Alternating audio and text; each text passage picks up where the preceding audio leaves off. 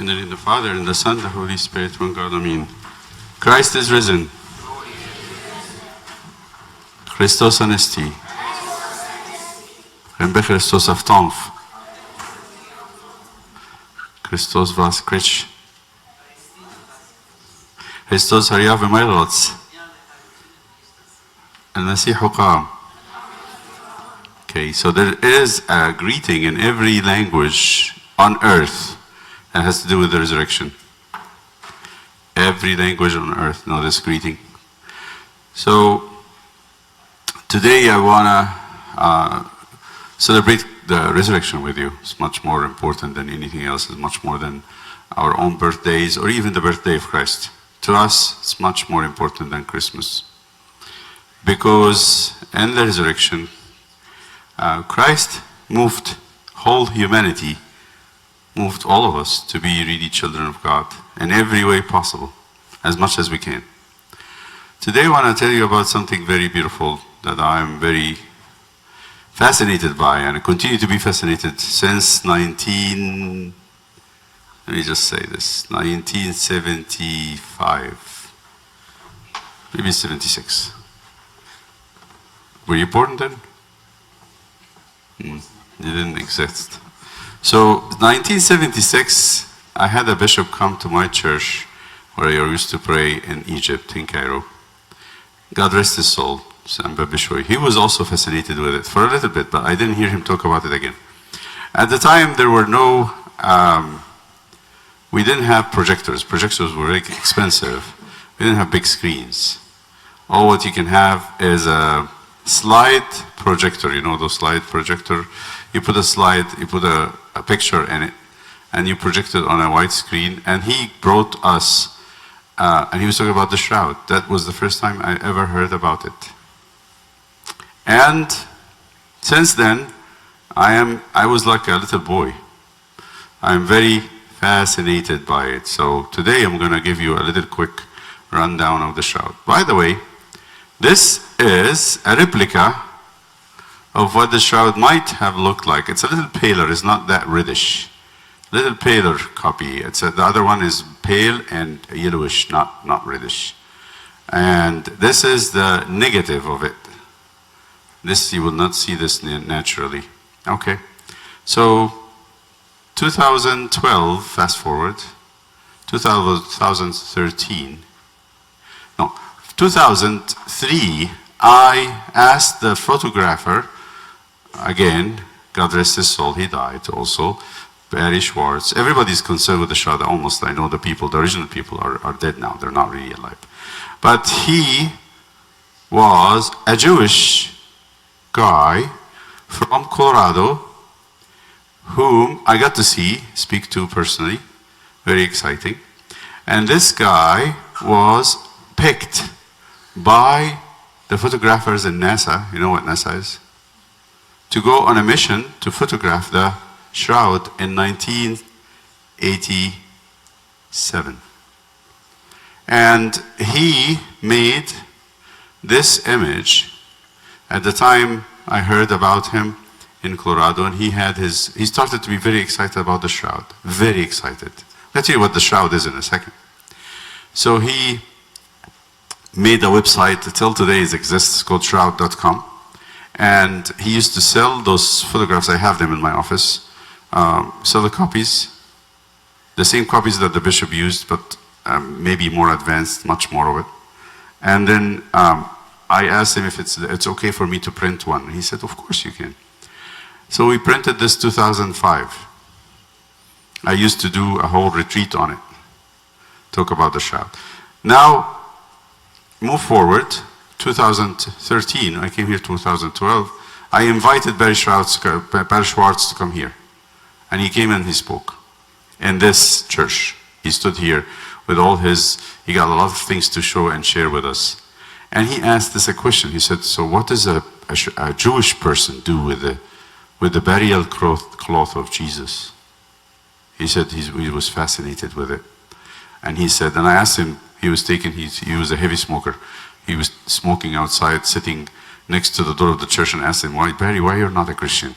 He said, well, that's a very difficult question to answer, but I'll tell you that I believe in the shroud and I believe in the resurrection of Christ. You should be happy with that. But then I pushed her and I said, okay, my mother, what time she was being beaten up by my father, and she wanted the rabbi to come and divorce her. There's a divorce in Judaism.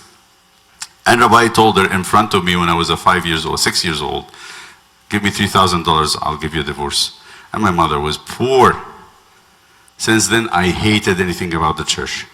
I don't want to do anything with any religious people. And I said, well, that's very nice. At least I'm flattered that you're actually accepting to talk to me right now. But then that's his reasoning. But then he said, think about it. A Jewish person would be a much better person to speak about the shroud and give credibility to it than a Christian. So you should be okay with that. I said, fine, I'm not pushing more. But he speaks about the shroud with a lot of faith. Faith average people don't have. And he spoke, you can find him on the web a lot, on the YouTube, speaking a lot. He went to speak to Muslims, to Jews, a lot of Jews, about the shroud. He was a good friend of the Catholic priest in Italy, and they used to bring him over because he's the one who did the study. But I'm telling you, one of the person, this is a photographer, a person who takes professional pictures of the highest quality. He understands photographs. I'm talking about thousands of scientists from all over the world who looked at this thing, and they actually all fascinated by it. First, what is this? This is a replica, a copy, 14 feet, originally of linen. Linen or flask, that's the other name for it. It's a type of material, natural material that you could, like cotton. And when the Jewish people bury, they don't wrap like the Egyptians. You know how the Egyptians wrap like toilet papers? Like strips, and they keep doing this, and they feel like the person is like wrapped this way. But the Jews don't do that. They wrap it, they put the cloth like this, put the body on it, and they fold it over. So you have, this is how it looks. One on the face, and the other one was on the back. And it kind of turns at the head. And then what do they do? So that the body stays in the thing, make it like a sack. Sometimes they sew this one, they sew it, or sew the sides. And then sometimes they just, if they're in a hurry, they tie a tie around here and around here when it's folded over. Okay. So in the Gospel of John, St. John Gospel, chapter 20, they actually this describes to us John and Peter going into the tomb, finding no Jesus, nobody, but they find what? The cloth. And they describe another piece of cloth that was on the side, was a face cloth, a handkerchief. And by the way, that handkerchief now is in a place called Oviedo in Spain. Well, how did it get to Spain? I'll tell you in a second. So there is history behind that. At one point, the historians that studied this, they said there was no shroud to talk of. There was something called the Mendelian. You heard all of the Veronica story, the woman who saw Jesus on her way to the cross, and she took a piece of a handkerchief and put it on the face of Jesus. And the face of Jesus is imprinted. The historians now believe this does not exist. There's no other piece of cloth that have the face of Christ on it except the shroud. They believe the Mendelian and the shroud is the same thing. Why they call it the Mendelian or Veronica? Because what is in Latin, what is veritas? Veritas is true. And Nika or icon actually, so it's going to be the true icon. So the name of this woman is given to depict, to describe the shroud. The true icon. They said there was no woman, there was no event, the gospel never talked about this, and nobody had mentioned it in history. So the church people gave that story the credibility of that was taken off the face of Christ somehow. And being women who went to the shroud to attend to Jesus dying, they said, okay, it was a woman, and they made up the story. This is like a small tradition. Because up to the 4th century, they were showing this in Edessa, and then in Constantinople up to the 5th century. This piece. All what you see is a face. They call it the Mendelian. Then from the 6th century and 7th century forward on, it disappeared for a few years and then appeared again in France as the shroud. So they said the Mendelian, Veronica's Mendelian, and the shroud is the same thing. Okay, why they said that? Because it was, and they wrote, the historian, that it was folded in 4. Look at the folding. They said you can see folding here. 1, 2, 3, 4. It was tetradiplodium, I think that's the Latin word for it. They folded in 4. So because these are marks of burning. One church was kept in, and the silver box melted, and drops of silver came down on the shroud and burned it on those sides. 1, 2, 3, 4, 5, 6, 7, 8. 8 times, but on 2 corners. So that means that shroud was folded. And only this, that proves that it was actually folded at one point. Anyway, so what do we see on it? First of all, there are 3 kinds of marks. These are the burn marks, scorch from the heat. They actually ate a piece of the shroud here. This was completely eaten, and then the nuns came and they replaced it with patches. That's the first mark. It's very obvious. And they say this, the scientists said, the simple test to know if this image is also a scorch. They said, well, if you get an ultraviolet rays, the burn will shine green. They put the ultraviolet light on it, this shined so bright, and the image itself disappeared. So that is not a scourge. This image with all this is not a scourge. So that's the burn, and this is the image of a face, and you can see it in a negative way here. Let me just tell you one more thing. The 3rd type of marks is this red mark. These red, bright red, very bright red, blood type thing, and it's in the back here, and all over the body, by the way. So 3 types of mark: the scourge from the burn, the image, which is not a scourge, and then the blood. 1895, approximately, maybe 1898. A photographer, a French photographer, his name is Secondo Pea, asked the church to take a photograph with a new camera, because camera was not known. This was the first time they get the camera in their hands. People have it.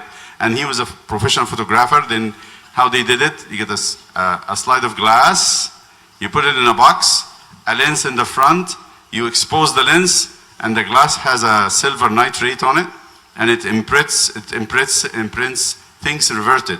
The white becomes black, and the black becomes white. The negative, we call it the negative, right? And then he went to develop it in his laboratory.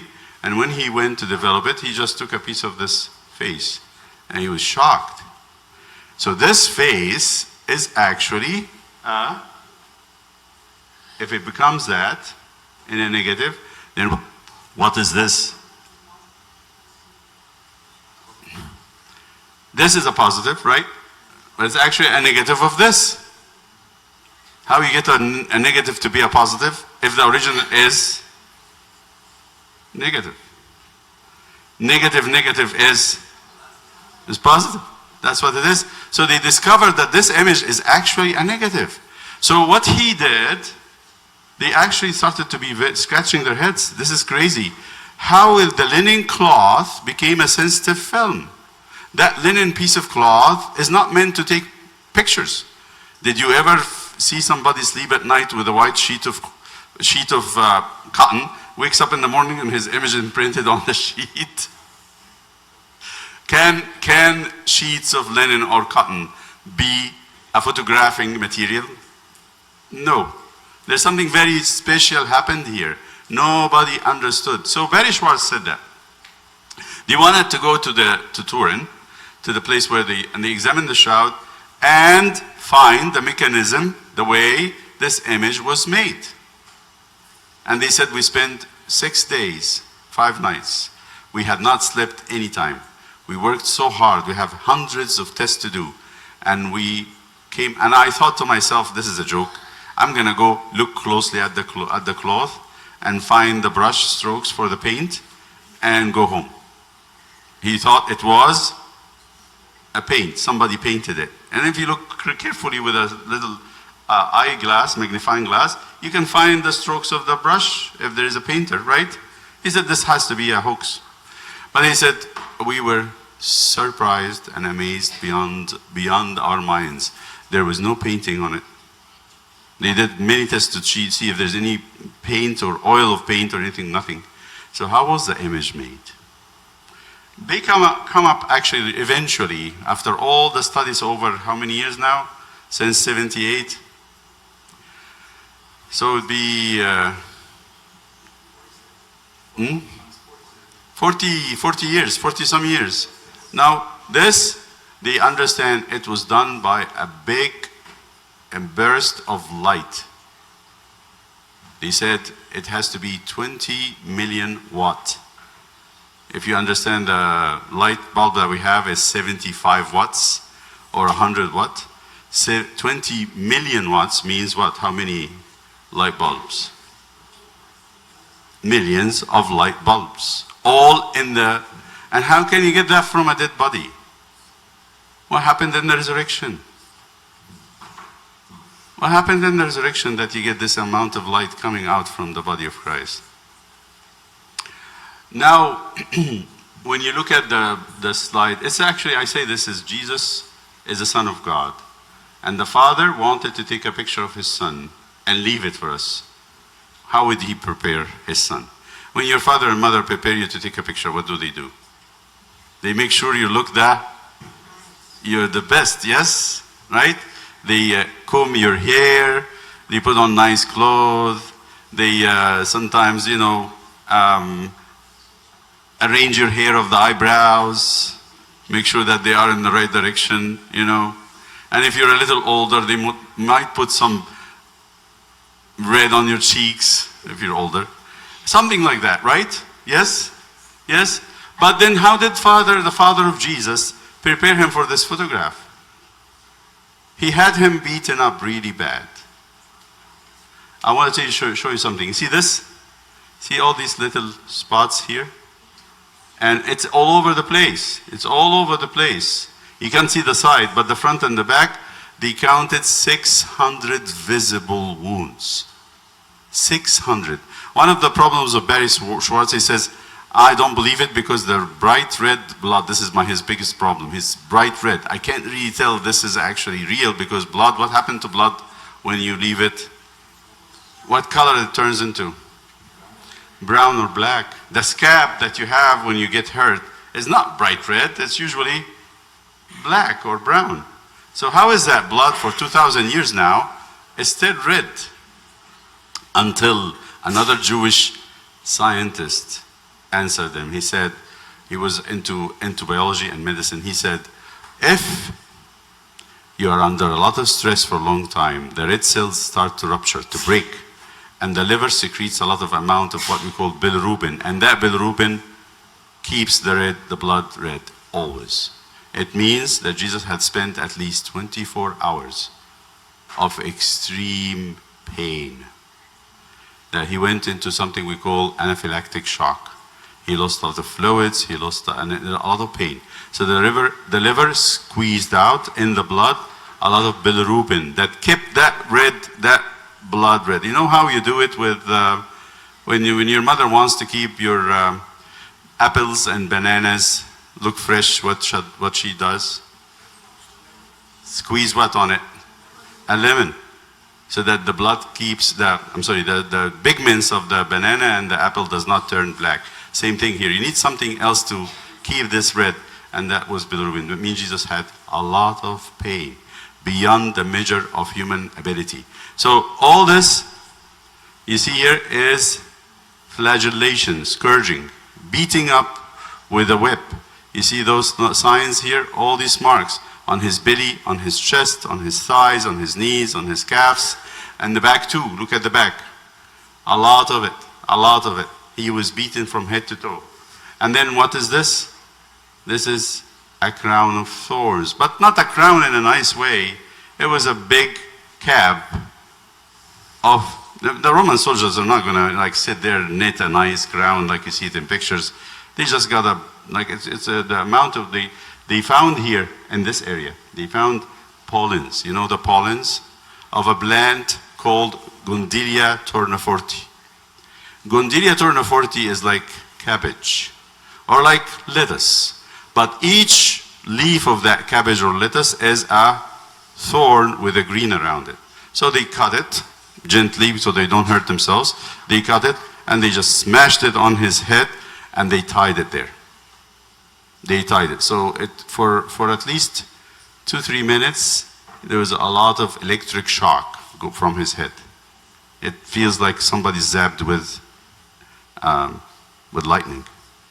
This was going on, and he started to bleed, and it continued to bleed on the cross, actually. You see the nails?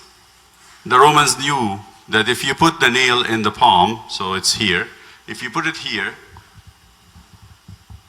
it will slip through. They tried this before, and the people managed to free their hands because it went through, it cut through the flesh because of the weight of the body. It cut through the flesh. So they don't do that. They actually put it where? In the wrist.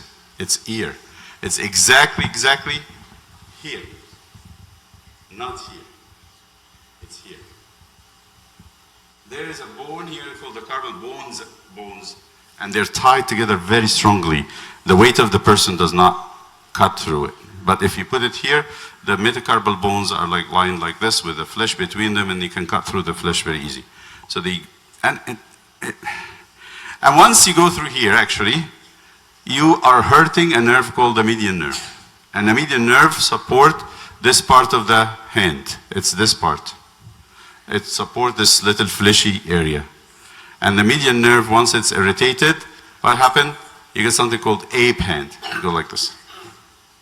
It's irritated all the muscles trying to protect this area. They squeeze, they clench, and the finger goes in. Look at the fingers of Jesus. Do you see a thumb? It's one. Beautiful fingers. And always think about this. These are the fingers that actually raise the dead, heal the sick. Whenever he touches anybody, they got healed. And that finger was not there because it's behind. It's like that. The amount of pain that comes from this very big nerve is beyond description. Imagine everything in him is screaming pain, screaming pain. The body from top to bottom, they say there were two Roman soldiers, one from this side, one from this side. Jesus was bent over on a little column, and they were beating him. One is taller than the other. You can notice that someone's angle is a little bit from high, from here, this side, while this one is coming from a shorter side, from here. See that? The lines are going like this. These lines are going like that. So one is tall, the other one is short. There is 2 lines of blood on the arms. What happened? Why do you have those 2 lines with the angle in between? And that was a mystery too. Until they discovered this, what happens on the cross. This is the way Romans kill people. First of all, they go on the cross naked. There's nothing on them. You see, the waist is actually not covered. He was up naked to humiliate him and make him very shamed. Of course, he's in severe pain. So, Jesus was naked. Anybody who see naked people, it's better to bring in Jesus' image on the cross to cure that, to take care of it. Now, why is this angle? I'll tell you why the angle. Because it says, I'm going to do this experiment with you, all of you. You're on the cross. Let's pretend that we are on the cross. I want you to extend your hands up. All the way up, as much as you can. All the way up. Stretch it as much as you can. Imagine you're hanging from your hand. Now, try to take a deep breath. Take a deep breath. Can you? If you stretch your hands out all the way and your body is hanging from it, you will not be able to take a deep breath because you're pulling the chest area, you're fixing it. So when you If you are normally breathing, if you watch anybody breathing normally, even when they are asleep, they take like few regular breaths, and then once in a while they do what? They sigh, deep breath. What is that? That's meant to clear carbon dioxide, to get carbon dioxide out of your system. What happens if you can't do the sighing every few minutes? Carbon dioxide will build up, and then what? You would lose conscious, and then eventually you stop breathing. So for how they do it, so they actually bend their knees. Jesus on the cross, his knees was bent so that they don't die quickly. Because if you don't do this regularly, maybe 30 minutes later you're dead. But if you bend their knees, what do? The feet are also fixed with a nail. So they push the victims of crucifixion, they push themselves up to relax their hands. So instead of hands doing this, the hand will do that. And then you go down if they get tired. When they push, they can take a deep breath. And then their feet burns like the dickens because they're standing on the nail that's going through them. And then what? They get tired of pushing through the feet. What do? They drop down. And then they're back into hanging from their hands. So what happens? The arm is doing like that. That is what this is. This angle, 2 lines. It has been going up and down, up and down. What happens at the end? They get tired, the muscles of the legs get tired, and the muscles of the arm get tired, and they give up. And that's how they die. When does it happen? Sometimes, if they're lucky enough, it happens in the same day. Sometimes it takes up to a week. Takes up to a week for a person to do this continuously. This is the torture that the Romans inflicted on people on purpose. So when the Jews said to Pilate, we cannot leave them to the Sabbath, they said, what is the way to get them done quickly? Remember? To break their, imagine you're getting a big hammer, a very big mallet, and then smash. So what happens when you do that? They're no more able to push with their legs. So they're always going to hang from, and this will make it very quick, make their death quick. So they came to break the first and the third, and they did it. But then when he came to Jesus, the soldier said, he's dead, we don't need to do this. There's no more need for it. As a Roman soldier, they know, they are trained how to kill people. So he said, let me do something else. I'm not going to break his legs. His mother is standing here. That's going to look very inhumane. We're going to kill him, let's do something nicer. So he took the spear, and he knows exactly where to put it like a surgeon. Put it between the 4th and the 5th rib, and squeeze it in all the way until it goes to the heart. And when he drove it back, blood and water came out. And this, you see this? That's the right side. This is almost like the real image. This is a mirror image. You know, he's facing this. This is like a mirror. But this is the reality. It's on the right side. So he put it between the 5th and 6th rib, which directly from the bottom, it will go right into his heart. So out of it came water and blood, that he was already dead. There's something here that the gospel didn't say, but Isaiah said, the beard was plucked. This is Jewish torture. His cheeks were swollen. This is smacking on the face and also falling. He fell. And he hit his nose at one point. You see that the cartilage part of the nose is kind of moved to the right side, and the bony part is still in place, so it's dislocated. His eye, especially the right eye, is almost closed because of the swelling of the right cheek. Why the right cheek? Because in the Jewish, again, to humiliate somebody when you smack them, you don't smack them like this. You actually do it like that. So if somebody's standing in front of me, that's his right cheek, this is his left, I smack him like that, it's a regular smack. If I smack him like this, I give more power, and it's actually more humiliating to him. This piece of cloth on the face that was in the shroud, with the shroud, is now in Oviedo, because when the Persian invaded the area of Jerusalem, the people took that piece of cloth and escaped with it. They actually run with it to Alexandria, to Morocco, across the straits of Gibraltar, and to Spain, and then he hid it in a place in a mountain called Oviedo. Till today it has it. They have a record of it. And when you put the piece of cloth, it has no image. Over here, the blood matches perfectly, and the nose, there's a lot of blood of nose and mouth on the piece of cloth, meaning Jesus was bleeding from his nose, from his mouth, from his head, and it matches. It means also that piece of cloth, the face cloth, the handkerchief, the mandilion in a way, did not have an image. That means they used it before they buried Jesus. They used it before they buried him. But what do you see? I mean, eventually, what do you see? They see this long hair, and it's a very interesting picture. When you look at a picture of somebody who's been tortured like this, it's horrific.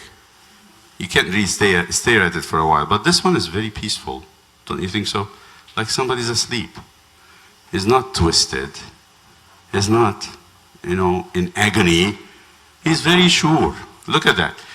I'm almost like a king, assured of his victory. He's very sure of himself. And that he is actually not angry and not sad.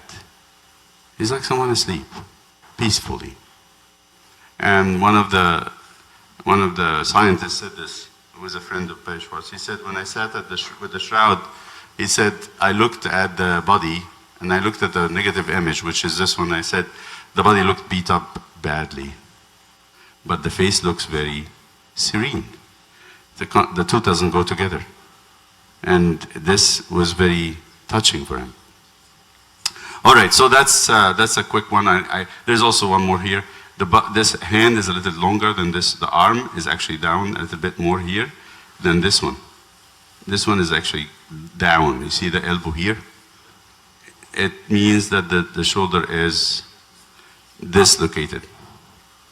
They dislocate the shoulder when they try to crucify them by pulling the arm too far out, or maybe from the fall. The shoulder was dislocated. There's a lot. There's a lot that he had to go through in those 24 hours from Thursday night all the way to Friday night. What do we say? We say, thank you, Lord, because without that, we have no place in heaven with you. We cannot be part of your glory unless you do this. And he did it willingly. Nobody forced him. He did it out of his own love and out of his own good heart. And he's actually very gentle with us.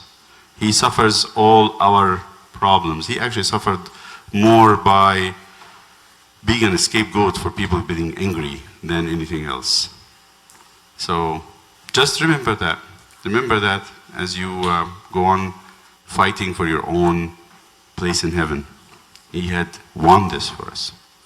Yes?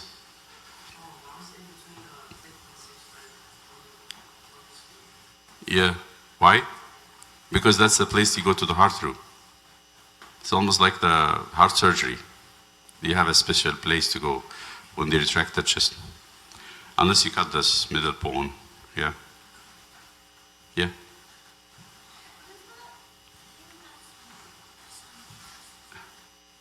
You talk about this? That line? It's part of the creases. It's a crease in the like those. You see those? Those are creases. There's a lot of them all over the place. Okay? Yes? What's over his head? Okay. You see these pieces here?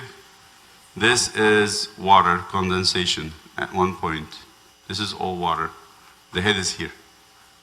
But this is water. We're going to see it. But these are watermarks.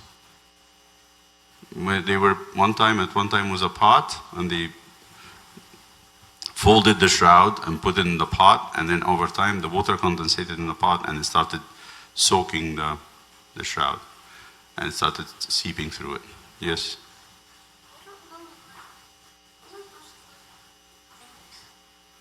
Talking about these? Yes. These are patches, new patches, because it's burned. These are all burned area. The nuns took the charred pieces of linen and replaced it with new patches, sewed in. Okay? Yes, David? let's get done because we need to go finish our liturgy. Go. How did the water came out? We don't know have a description, but in the movie he is gushing out to give it a little bit more dramatized. I think it is to be seen from where John, because John, the gospel writer, had witnessed. He said, I saw water coming out. So for it to be seen from a distance, it had to be a big amount of water. Why we have water in Jesus from a medical point of view? It is heart failure. The heart failure, although he has no liquid in him, the heart failed from the stress. When you get into a shock stage, then the pumping of the heart is not strong enough. Then you have water in the belly, and you see that belly is a little bit bigger here. Jesus didn't have a belly. There's water here, and there's water in the chest, around the heart, around the lung. Wherever the water can escape from the blood, it would go through that. From the shock, you get capillary. First of all, the capillaries actually dilate, and then they rupture, and then blood escape, and then water escape too.